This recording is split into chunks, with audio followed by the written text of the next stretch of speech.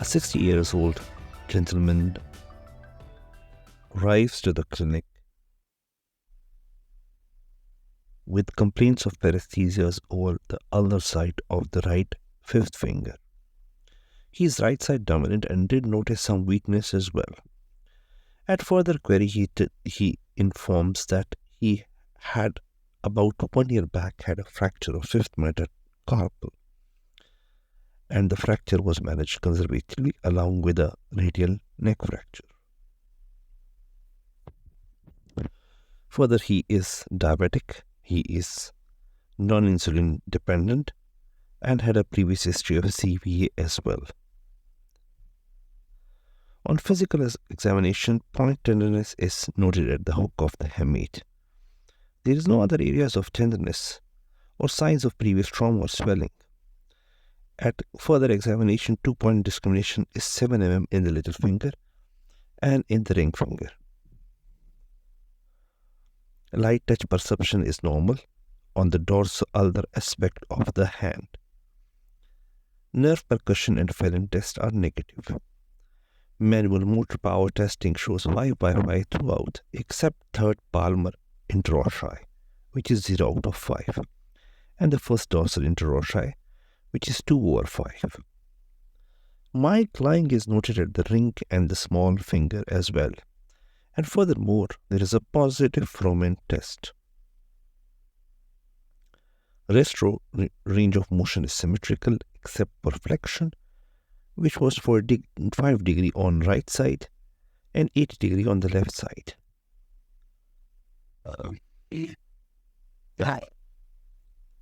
The Edson test, 3 minutes elevation,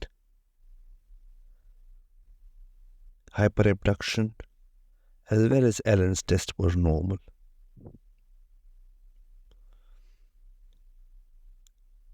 This is a clearly a historical finding in a patient with a Guyon's canal pathology. A suspicion can be raised due to the fifth metacarpal fracture and no sensory loss at the dorsum. Anyhow, in this situation, anteroposterior, lateral, and oblique radiographs and a carpal tunnel view is taken for the fracture site. No dislocation or subluxation is noted. Just a radiograph is also advised, which was normal. A CT scan reveals small fragments adjacent to the fifth metacarpal as previous fracture. The hook of a mate, interestingly, was intact. Doppler studies were not performed. Nerve conduction studies were done, which showed reduced amplitude in the motor power or the first dorsal interossei, as well as reduced amplitude at the sensations from palm to the wrist and wrist to the fifth dorsal interossei. EMGs were done. There is no evidence of abnormal spontaneous activity in the right flexor digitorum profundus, abductor digiti minimi, or abductor pollicis brevis. In the first dorsal interossei, interestingly, there was an increase in surginal activity with 2+ fibrillation and 2+ positive sharp waves. Recruitment frequency of 30 to 40 Hz, which normally is 5 to 15 Hz. The interference pattern was decreased and discrete. This does indicate some loss of motor units. Amplitude was decreased in the recruitment as well, and the duration of voluntary motor unit potentials was increased. Anyhow, in this there can be differentials that can be brachial plexus injury, upper or lower cord, cervical root compression, ulnar nerve tunnel syndrome, or cervical disc disease.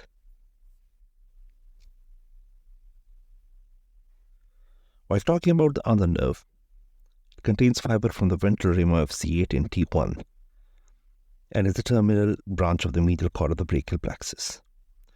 Pathological compression of the ulnar nerve occurs most commonly either at the elbow, which is called cubital tunnel syndrome, or at the wrist, where the ulnar nerve passes through the confines of Guyon's canal and is called ulnar tunnel syndrome. With either of these conditions, the patient may present with numbness along the little finger and the ulnar half of the ring finger. Often is accompanied with a weakness in the grip, particularly with activities in which the torque is utilized, such as using a tool, and rarely by wasting of the intrinsic musculature of the hand. The site of compression may be determined by careful physical examination, pain at the medial aspect of the elbow, a positive percussion test in the cubital tunnel, or exacerbation of symptoms by full flexion of the elbow, suggesting cubital tunnel syndrome. Sensory involvement on the ulnar dorsal aspect of the hand also suggests cubital tunnel syndrome, or the dorsal cutaneous branch of the ulnar nerve originates proximal to the Guyon's canal. Weakness of the deep flexors of the ring and the little finger, as well as weakness of the flexor carpi ulnaris, signals proximal ulnar nerve entrapment than distal. Grip and pinch strength measurements may demonstrate weakness in more advanced lesions. While examining a patient with symptoms of ulnar nerve compression, it should begin in the neck to rule out cervical disc disease or arthritis. Provocative maneuvers like Addison test, hyperabduction, military brace positioning, and 3 minutes elevation should be used to screen thoracic outlet syndrome. Range of motion of the elbow should be observed, and the ulnar nerve palpation during the flexion to extension to determine subluxation.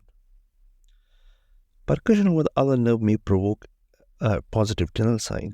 However, nearly 1/3 of asymptomatic people would have this finding. The elbow flexion test in cubital tunnel syndrome is synonymous to the wrist flexion for the Phelan's test in diagnosing carpal tunnel syndrome. It is performed by maximally flexing the patient elbow with forearm supinated and wrist extended. Symptoms of paresthesia and the ulnar nerve distribution within 1 minute constitutes a positive test. False positive, however, occur in 1/3 of the normal population.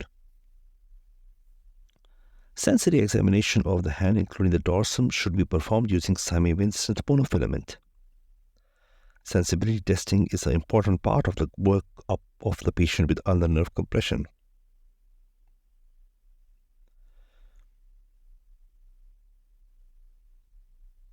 Four sensory tests are available, which test different fiber population and receptor systems. Touch fibers, group alpha B, can be divided into slow and quickly adapting fiber systems. A quickly adapting fiber signals on and off event, and a slowly adapting fiber continues in pulse response throughout the duration of stimulus. Static 2-point discrimination and Simon-Vincent monofilament test evaluate the slowly adapting fibers, whereas vibrating and moving 2-point discrimination test evaluate the quickly adapting fibers. Each fiber system is associated with specific sensory receptor. Each clinical test of sensibility is related to the receptor group and is classified as either a threshold test or a test of innervation density. 2-point discrimination may remain intact even if only a few fibers are conducting normally to their correct cortical endpoints.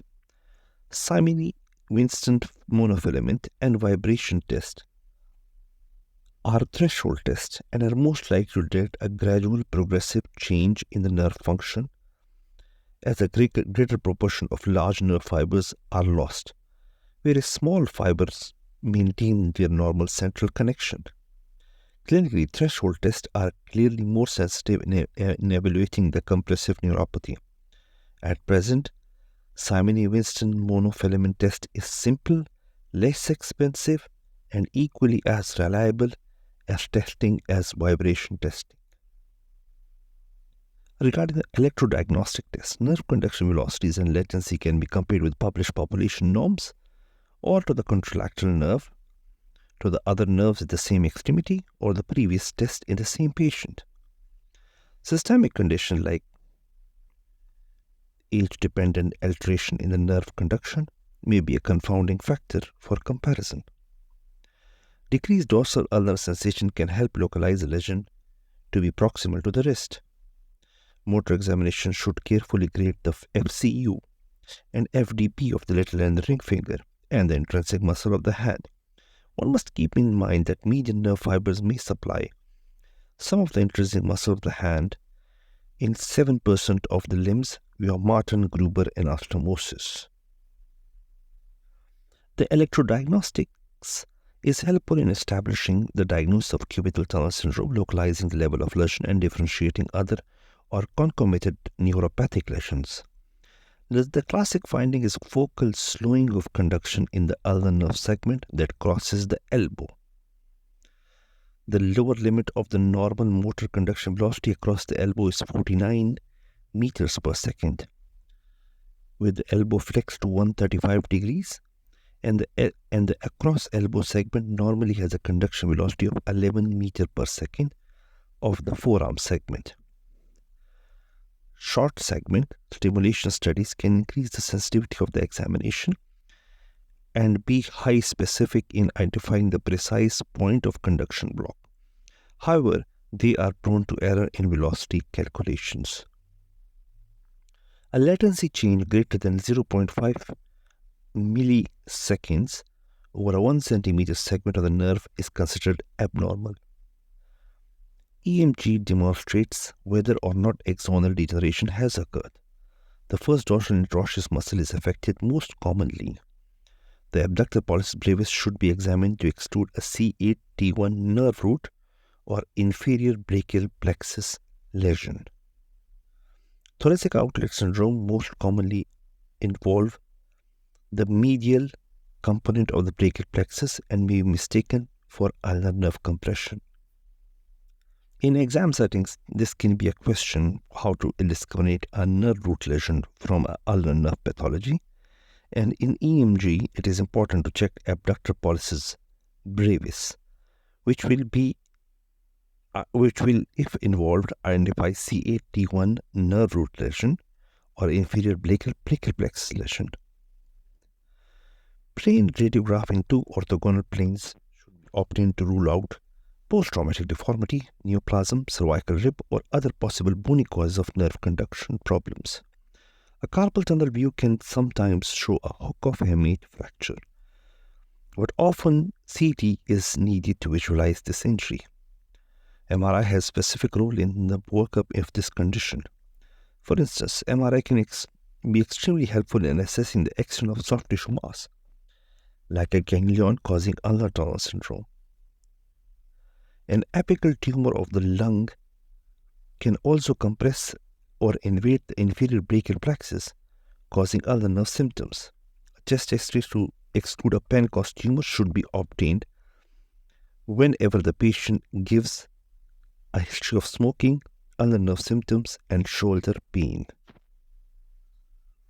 In 1860s, Guyon, a French urologist, described a space in the hypothenar region in the wrist where the ulnar nerve bifurcates, and compression of the ulnar nerve can be found here.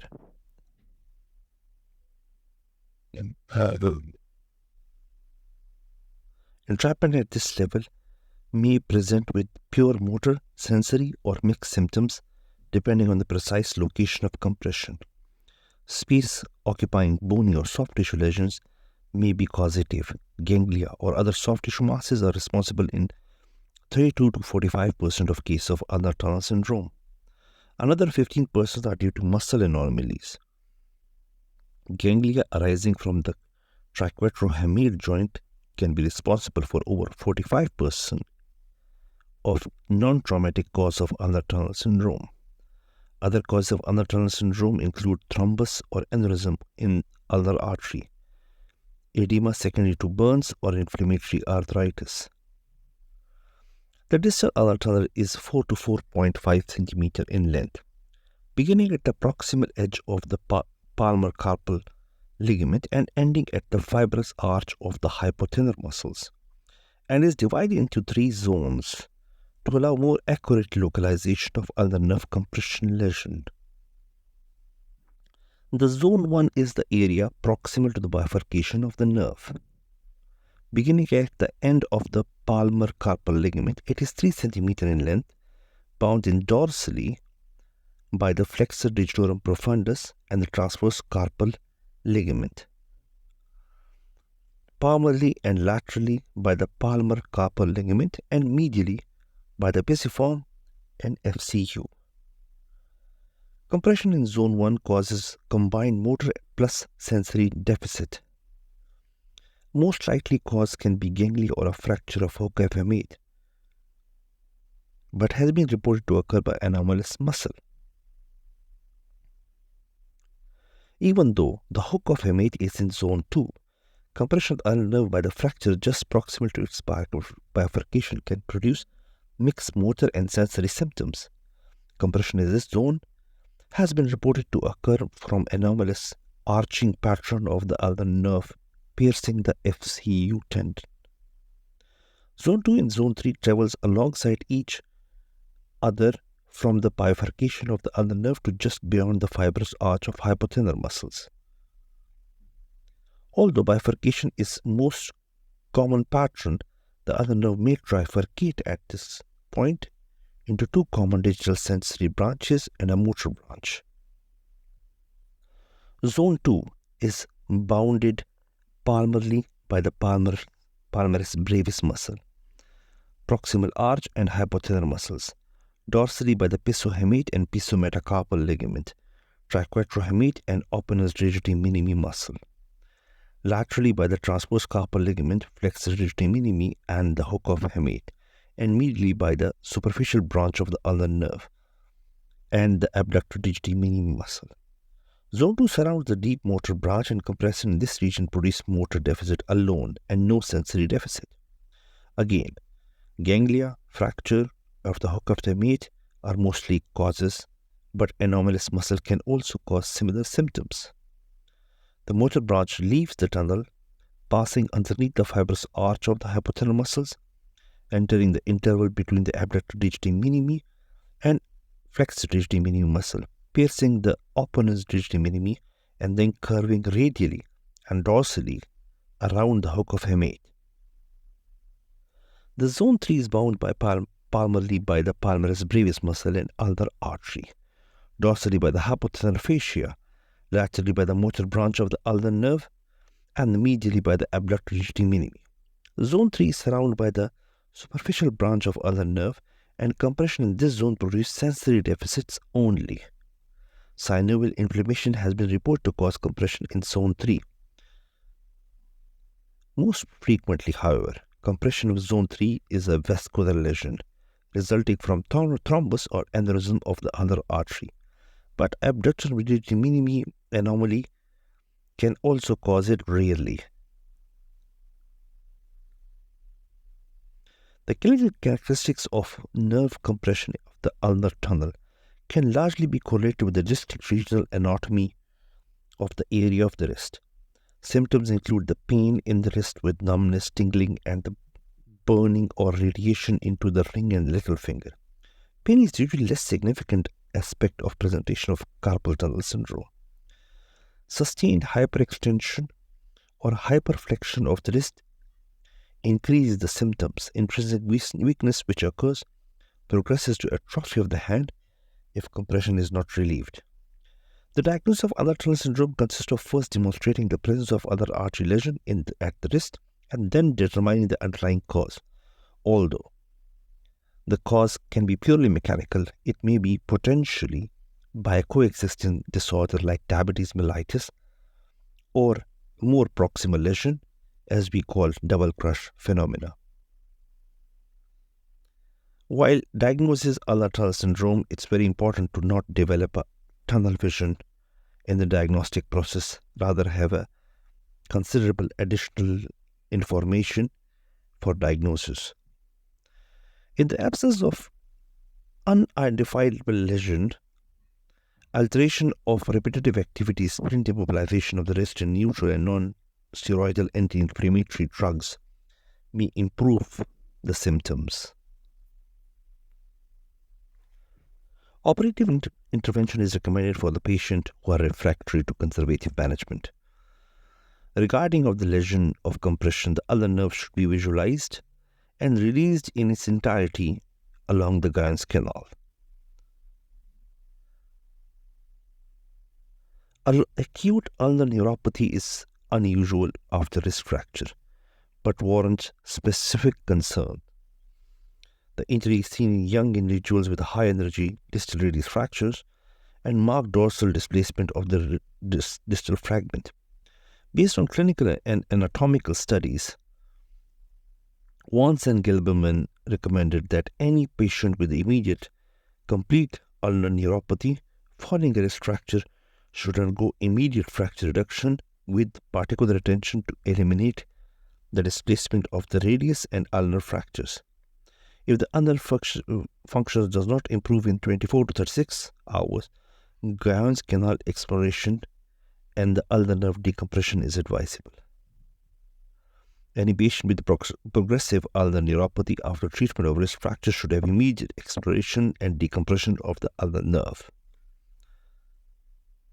Regardless of expected pathology, whenever we are expediting for a surgical intervention, a complete exploration is mandatory from the distal forearm to the palm region and explore all three zones.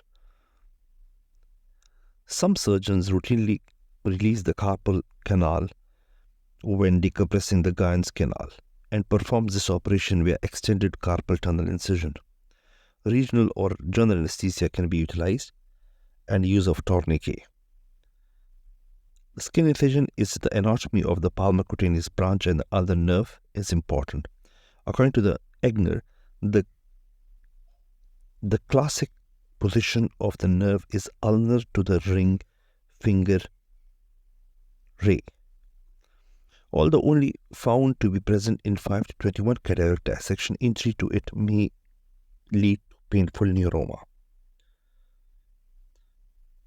Although it's widely believed that there exists an internervous plane in the palm in the axis of the ring finger between the palmar-cutaneous branch of the median and the ulnar nerves, a careful dissection have demonstrated that this area in the palm is variably innervated by the nerve of Henle, the nervi vasorum of the ulnar artery, and multiple ulnar cutaneous branches.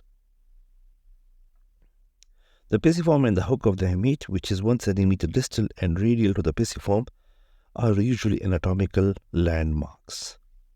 Incision begins 3 cm proximal or to the wrist along the radial border of the FCU. Crosses the wrist crease at 6 degrees with the apex radial, continues distally, bisecting the interval between the pisiform and the hamate, directed towards the web space between the little and the ring finger, and then is angled across the palm proximally and parallel to the proximal transverse palmar crease. In the proximal incision, the FCU is reflected ulnarly and the ulnar nerve is identified dorsal and medial to the other artery and tagged with a small rubber drain. Blunt dissection of the subcutaneous fat safeguards the palmar-cutaneous branch of the ulnar nerve.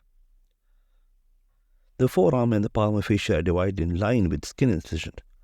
The ulnar nerve is traced distally into the Guyon's canal between the volar carpal ligament and the transverse carpal ligament. The palmars brevis muscle is elevated ulnarly and the volar carpal and pisohamate ligaments are incised. The fibrous origin of hypothenar muscles often form a thick arch just distal to the pisohamate ligament, inserting on the hamate that should be incised. The motor branch is traced underneath the fibrous arch between the abductor digiti minimi and flexor digiti minimi and through the opponent's digiti minimi. The floor of the Guyon canal is explored looking for masses, fibrous bands, anomalous muscle, fracture particularly of the hook of the hamate and other unusual pathology. The ulnar artery is examined and the tourniquet is deflated. The ulnar artery is re-examined and hemostasis obtained. The skin is approximated and a bulky dressing is applied. For a patient, post-op suture is removed at day 10. Splint is continued in 20-degree wrist dorsiflexion for additional 2 weeks. Tenderness may persist in the palm particularly in the hook of the hamate, was excised. Sensibility and motor function will return depending on the severity and the length of time of compression.